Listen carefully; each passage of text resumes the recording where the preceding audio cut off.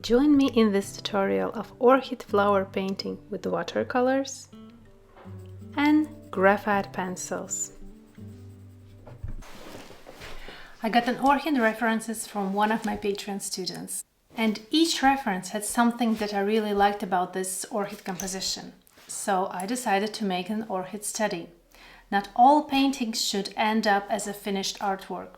It's also important to make color studies, painting studies, and tonal value studies. So in this tutorial, I will mix together color study and tonal value study. Let's see how it will turn out. It is always good to have a real subject in front of you, but in this case I have quite a few reference photos in good quality, in perfect lighting. Before starting to build up the composition, I carefully study the reference that I have. After that, I start with a very rough sketch on a plain paper. I check the tonal values, placement of flower and leaves. I am combining few references in one composition. As this is just a study piece, I can combine few references in one composition, but I still need to check if the direction of the sunlight or the light source comes from one direction. Are the angles in the same way as all the references have? Everything needs to be considered. After that, I take a transparent paper and outline the sketch that I have, place the composition in the center. In this case, I need to move it a little bit to the right, so I'm placing my transparent paper a little bit off.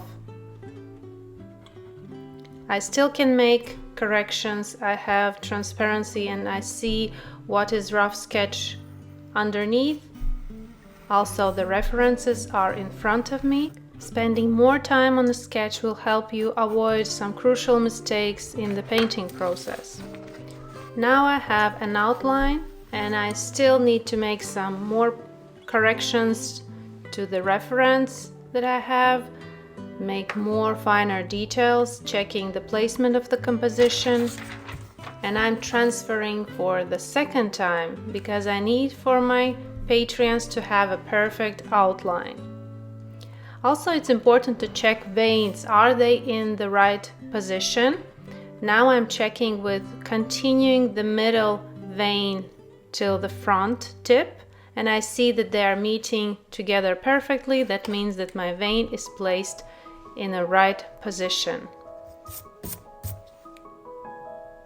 Now we can see from the rough sketch till the finished outline. Now I can add a layer of graphite and place this on my original painting paper. Outline again, transferring outline drawing to the original paper, and now with the finer pencil, which is 0.3, for more thinner graphite lines. With an elastic eraser, removing the excess amount of graphite off the paper. For this watercolor painting, I will be using Indian Yellow, Perylene Maroon, Red Violet, Sennelier Red, Sap Green, Perylene Green. All watercolor mixes are available on my Patreon tutorial with the full descriptions.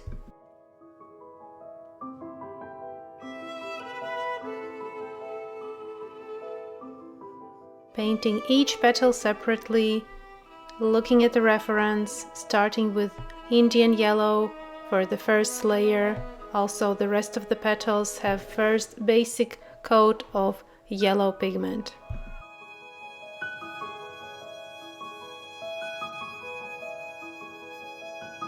Full tutorial is available on my Patreon, from the very first brush strokes till the finishing touches.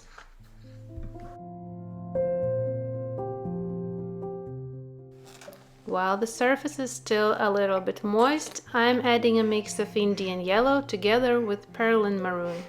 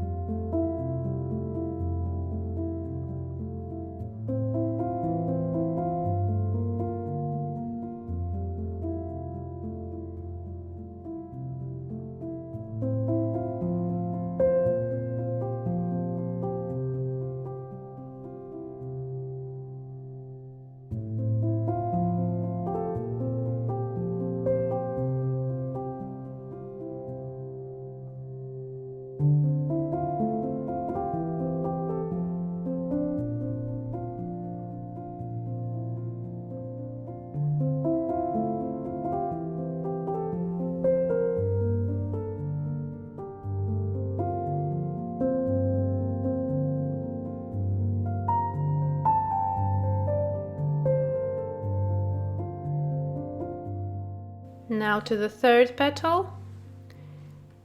Approach is the same. Just notice that it is in the shadow, it's much darker.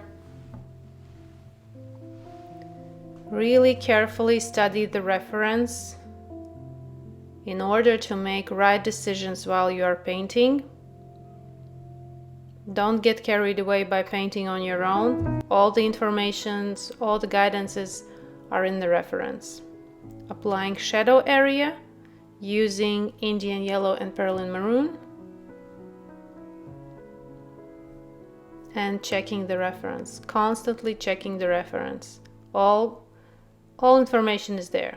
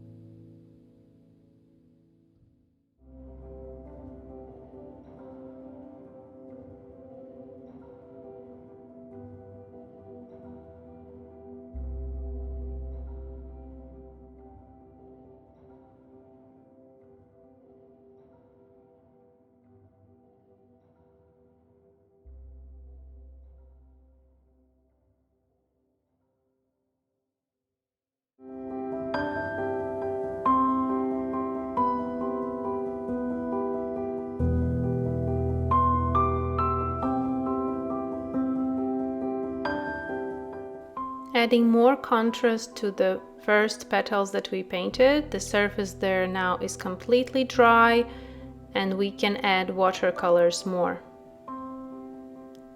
It's important to leave paper to rest, to completely dry after some watery layer of watercolors. When the paper is dry, it can receive another layer of watercolors.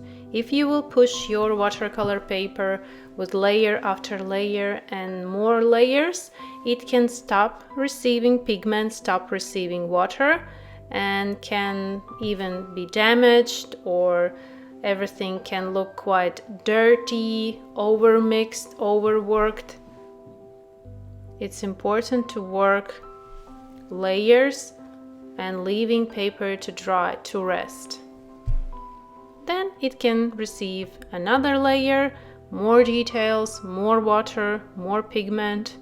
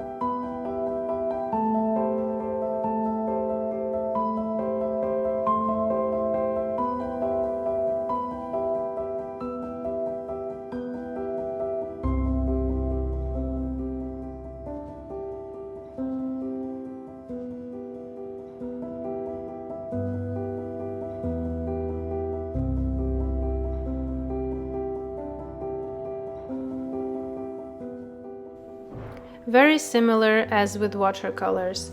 First graphite layer is very transparent, just to give this tone to the subject that I'm painting, and later we'll add more layers, more darker, and details closer to the finishing part.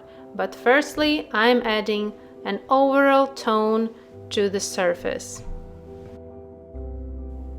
I always encourage my students to work and practice with graphite pencils. This is a very important step in mastering realistic painting, no matter the medium that you are working with. It can be watercolors, oils, gouache, acrylics, colored pencils, it doesn't matter. Graphites are the basics to all mediums. With graphites we can work also to very realistic results, And what is easier with graphites? We have an eraser. We can erase some highlights.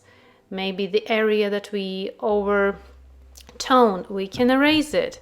Then we don't need to think about the water.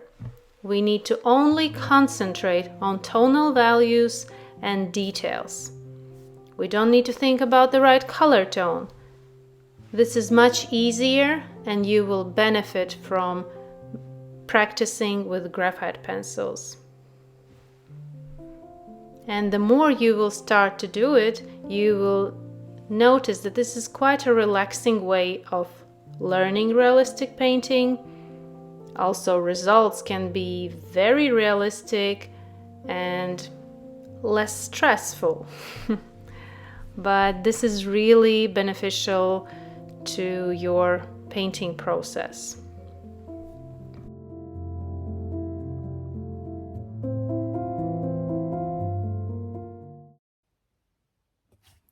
A little reminder, don't stress about your end result of your work.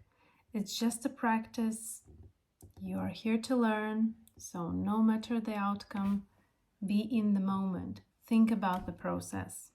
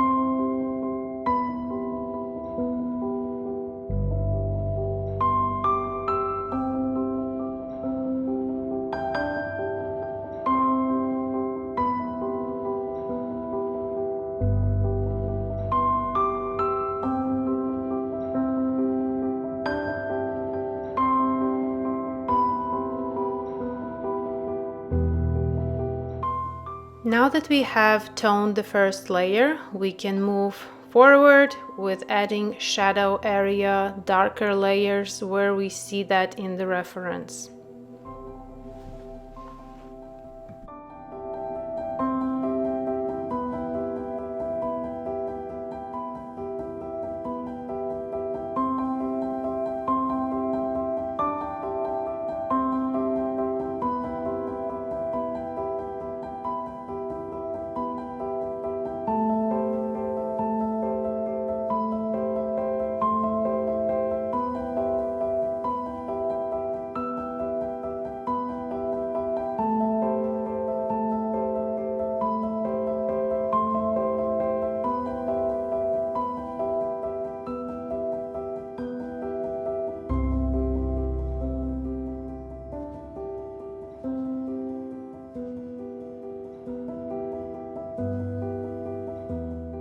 Now I'm zooming out to see the whole image of this composition. I like how the graphite and watercolors are together in this painting tonal study composition. Would like to hear your thoughts, how you like this tutorial, how you like this mix of both mediums in one painting. Adding final touches. This sleeve can get and receive more layers, but I'm already happy with the result, and I'm finishing adding last details to my painting. With an elastic eraser, I'm removing a little amount of to get the light area on the other side of the main vein. Elastic eraser can very nicely remove some amount of graphite, not erasing completely, but just slightly making it lighter. Adding more contrast, more pencil strokes.